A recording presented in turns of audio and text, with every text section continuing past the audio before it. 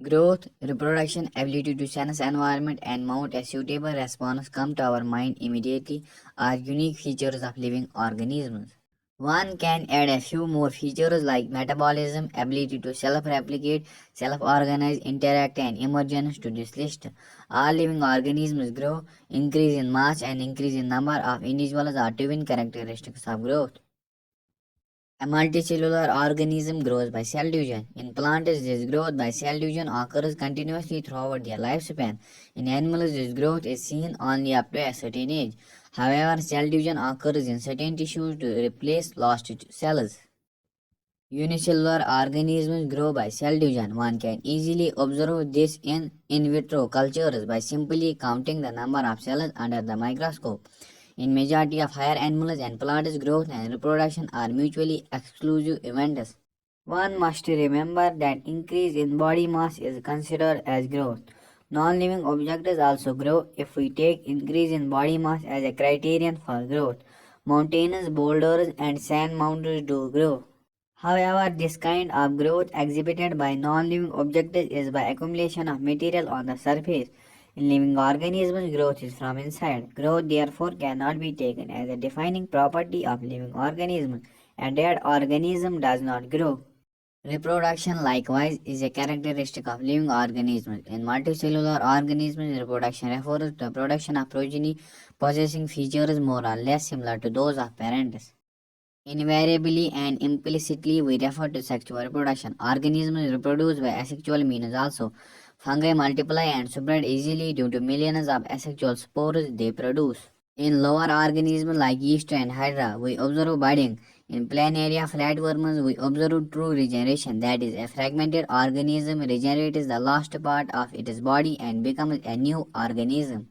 The fungi, the filamentous algae, the protonym of mosses all easily multiply by fragmentation. When it comes to unicellular organisms like bacteria, unicellular algae, or amoeba, reproduction is synonymous with growth, that is, increase in number of cells. We have already defined growth as equivalent to increase in cell number or mass. Hence, we notice that in single-celled organisms, we are not very clear about the usage of these two terms, growth and reproduction. Further, there are many organisms which do not reproduce, example mules, sterile worker bees, infertile human couples, etc. Hence, reproduction also cannot be an all-inclusive defining characteristic of living organisms. Of course, no non-living object is capable of reproducing or replicating by itself. Another characteristic of life is metabolism. All living organisms are made of chemicals.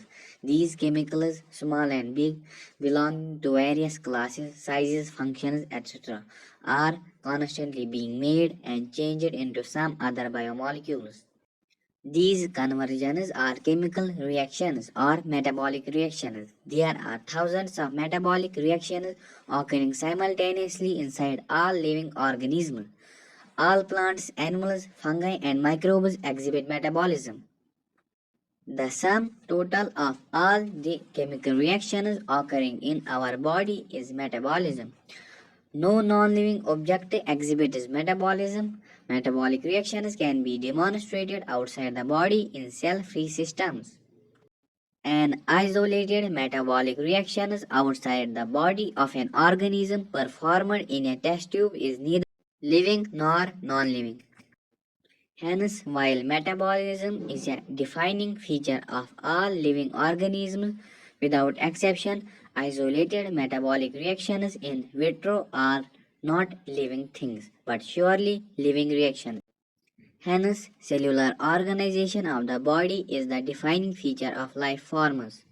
Perhaps the most obvious and technically complicated feature of all living organisms is this ability to sense their surroundings or environment and respond to these environmental stimuli, which could be physical, chemical, or biological. We sense our environment through our sense organs. Plants respond to external factors like light, water, temperature, other organisms, pollutants, etc. All organisms, from the prokaryotes to the most complex eukaryotes, can sense and respond to environmental cues. Photoperiod affects reproduction in seasonal breeders, both plants and animals. All organisms handle chemicals entering their bodies. All organisms, therefore, are aware of their surroundings. Human being is the only organism who is aware of himself, that is, has self-consciousness. Consciousness, therefore, becomes the defining property of living organisms. When it comes to human beings, it is all the more difficult to define the living state. We observe patients lying in coma in hospitals, virtually supported by machines which replace heart and lungs. The patient is otherwise brain dead. The patient has no self consciousness.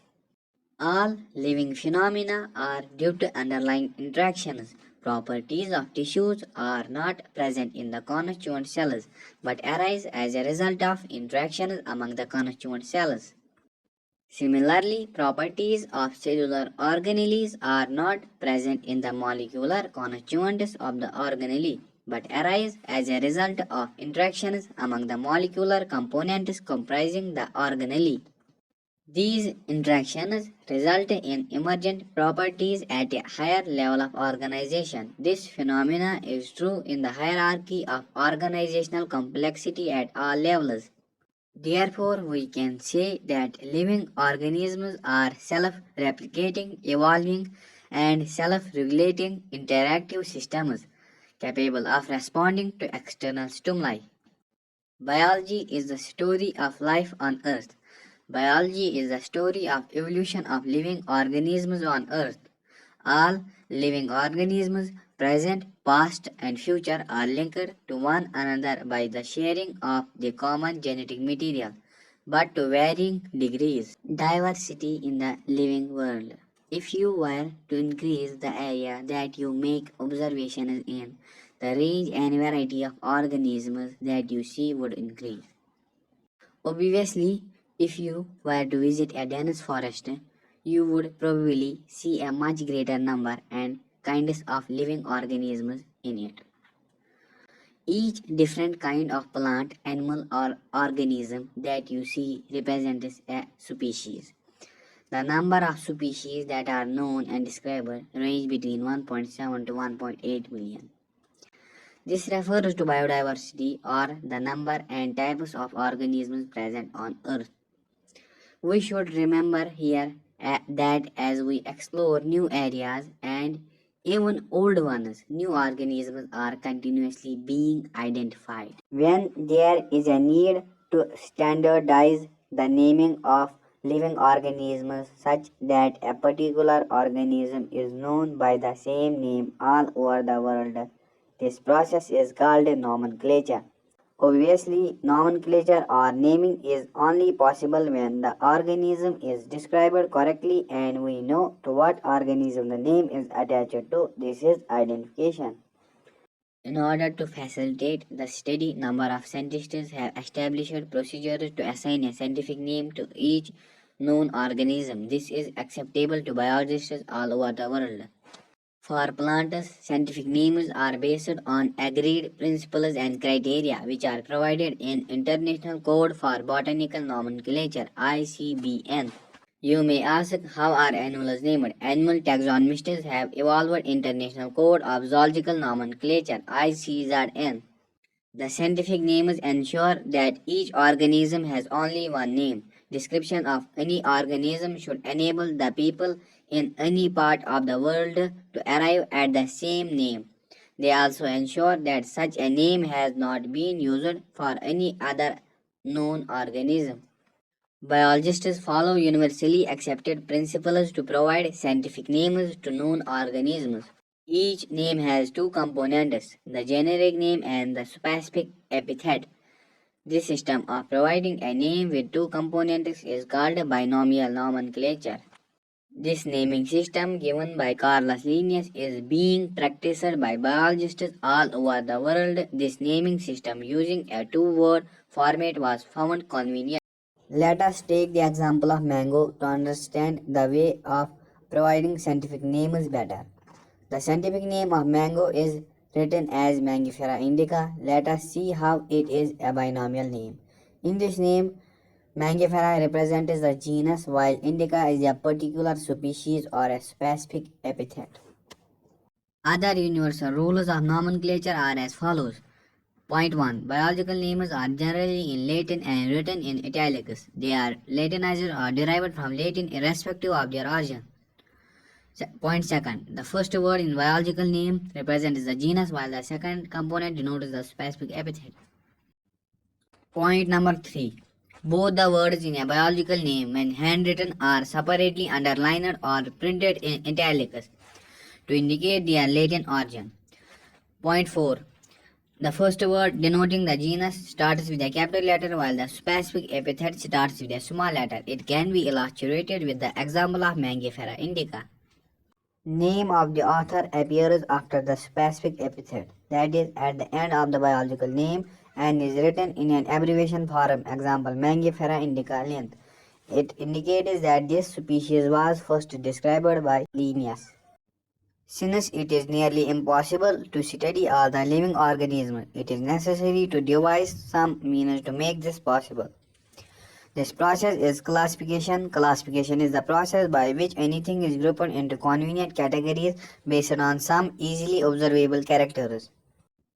For example, we easily recognize groups such as plants or animals or dogs, cats or insects. The moment we use any of these terms, we associate certain characters with the organism in that group. What image do you see when you think of a dog? Obviously, each one of us will see dogs and not cats. Now, if we were to think of Alsatians, we know what we are talking about. Similarly, suppose we were to say mammals. You would of course think of mammals with external ears and body hair. Likewise, in plants, if we try to talk of wheat, the picture in each of our minds will be of wheat plants, not of rice or any other plant. Hence, all these dogs, cats, mammals, wheat, rice, plants, animals, etc. are convenient categories which used to study organisms. The scientific term for these categories is taxa. Here you must recognize that taxa can indicate categories at very different levels. Plants also form a taxa. Wheat is also a taxa. Similarly, animals, mammals, dogs are all taxa. But you know that a dog is a mammal and mammals are animals. Therefore, animals, mammals, and dogs represent taxa at different levels. Hence, based on characteristics, all living organisms can be classified into different taxa. This process of classification is taxonomy. External and internal structure along with the structure of cell development process and ecological information of organisms are essential and form the basis of modern taxonomic studies. Hence, characterization, identification, classification, and nomenclature are the processes that are basic to taxonomy.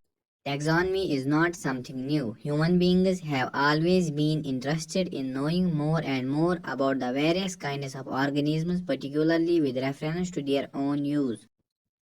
In early days, human beings needed to find sources for their basic needs of food, clothing, and shelter. Hence, the earliest systems of classification were based on the uses of various organisms. Human beings were since long not only interested in knowing more about different kinds of organisms and their diversities, but also the relationships among them. This branch of study was referred to as systematics. The word systematics is derived from the Latin word systema, which means systematic arrangement of organisms. Linnaeus used Systema Naturae as the title of his publication. The scope of systematics was later enlarged to include identification, nomenclature, and classification. Systematics takes into account evolutionary relationships between organisms. Topic taxonomic categories. Classification is not a single step process but involves hierarchy of steps in which each step represents a rank or category.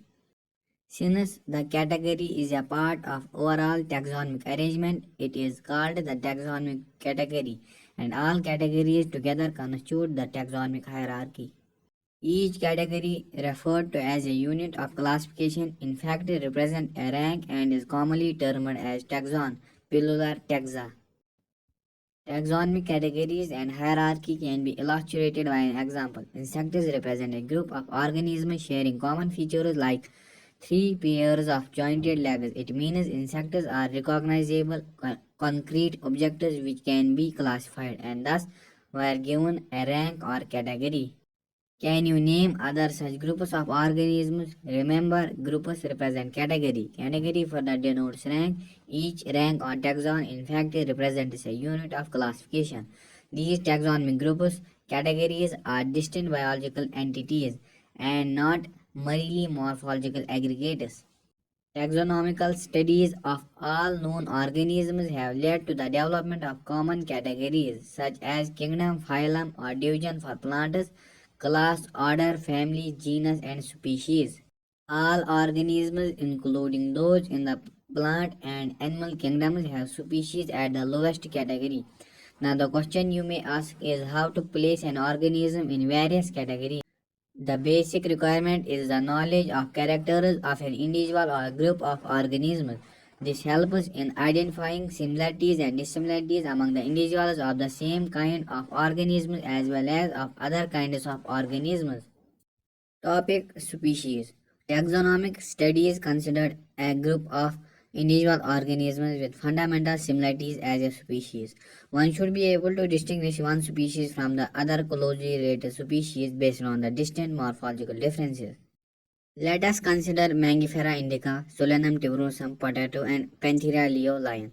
All the three names indica, tuberosum, and leo represent the specific epithets, while the first words Mangifera, Solanum, and Panthera are genera and represents another higher level of taxon or category. Each genus may have one or more than one specific epithet representing different organisms but having morphological similarities. For example, Panthera has another specific epithet called tigris and Solanum includes species like nigrum and melangina. Human beings belong to the species Sapiens, which is grouped in the genus Homo. The scientific name thus for human being is written as Homo sapiens. Topic Genus. Genus comprises a group of related species which has more characters in common in comparison to species of other genera.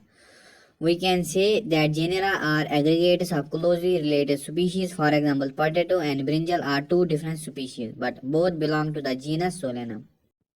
Another topic family. The next category family has a group of related genera with still less number of similarities as compared to genus and species.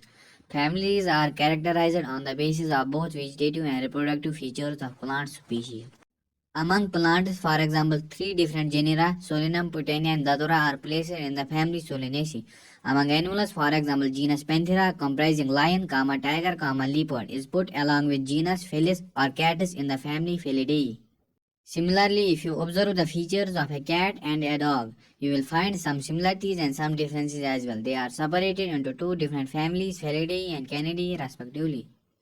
Lion Panthera leo, leopard Panthera pardus, and tigris Panthera tigris, with several common features, are all species of the genus Panthera. This genus differs from another genus Felis, which includes cats. Topic Order. You have seen earlier that categories like species, genus, and families are based on a number of similar characters. Generally, order and other higher taxonomic categories are identified based on the aggregates of characters. Order, being a higher category, is the assemblage of families which exhibit a few similar characters. The similar characters are less in number as compared to different genera included in a family. Plant families like Convolvulaceae, Solanaceae are included in the order Polymenales, mainly based on the floral characters. The animal order Carnivora includes families like Felidae and Canidae. Topic Class. This category includes related orders. For example, order Primata comprising monkey, gorilla and gibbon is placed in class Mammalia along with order Carnivora that includes animals like tiger, cat and dog. Class Mammalia has other orders also. Topic Phylum. Classes comprising animals like fishes, amphibians, reptiles, birds along with mammals connect with the next higher category called phylum. All these based on the common features like presence of notochord and dorsal hollow neural system are included in phylum Chordata. In case of plants, classes with a few similar characters are assigned to a higher category called a division. Another topic kingdom. All animals belonging to various phyla are assigned to the highest category called kingdom Animalia in the classification system of animals. The kingdom Plantae, on the other hand, is distinct and comprises all plants from various divisions. Henceforth, we will refer to these two groups as animals and plant kingdoms. The taxonomic categories from species to kingdom have been shown in ascending order, starting with species in figure 1.1.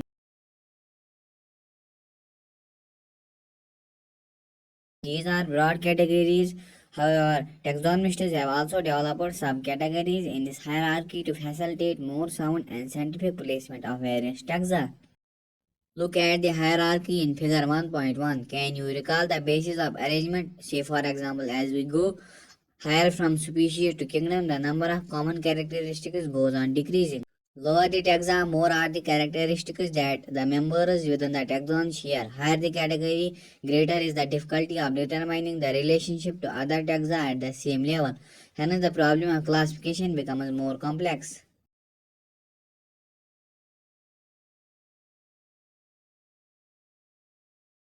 Topic: Taxonomical aids. Taxonomic studies of various species of plants, animals, and other organisms are useful in agriculture, forestry, industry, and in general in knowing our bioresources and their diversity. These studies would require correct classification and identification of organisms. Identification of organisms requires intensive laboratory and field studies. The collection of actual specimens of plants and animal species is essential and is the prime source of taxonomic studies. These are also fundamental to studies and essential for training in systematics. It is used for classification of an organism, and the information gathered is also stored along with the specimen. In some cases, the specimen is preserved for future studies. Biologists have established certain procedures and techniques to store and preserve the information as well as the specimens. Some of these are explained to help you understand the usage of these aids. Topic: Herbarium. Herbarium is a storehouse of collected plant specimens that are dried, pressed, and preserved on sheets. Further, these sheets are arranged according to a universally accepted system of classification. These specimens, along with their descriptions on herbarium sheets, become a storehouse or repository for future use.